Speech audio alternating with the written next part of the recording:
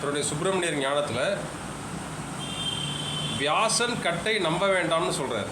வியாசன் கட்டை நம்ப வேண்டாம்னா என்ன அர்த்தம்?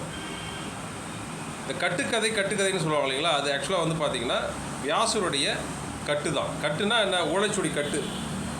ஸோ 18 புராணங்கள் அவர் வந்து வேதங்களையும் தொகுத்தாருன்னு சொல்கிறாங்க. ஸோ இந்த ஒட்டுமொத்த ப்ராசஸ் இருக்குது இல்லைங்களா, வேதங்களை தொகுத்தது 18 புராணங்கள். இந்த விஷயத்தை நம்ப வேண்டாம்னு ஏன் சுப்பிரமணியர் எச்சரிக்கிறார் என்பதை அனைத்து தமிழர்களும் யோசிக்க வேண்டும். ஏன் வியாசருடைய கட்டை நம்ப வேண்டாம்னு சொல்கிறாருன்னா, அது இடைச்சொற்கள் ஏற்பட்டிருக்கிறது, மேனிப்புலேட் செய்யப்பட்டிருக்கிறது. உண்மை வேதங்கள் தமிழில் இருக்கின்றன. ஸோ அதை பார்த்து வடமொழியில் எழுதப்பட்டது.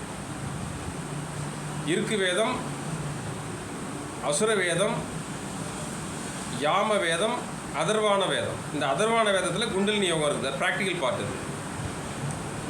அதே போல்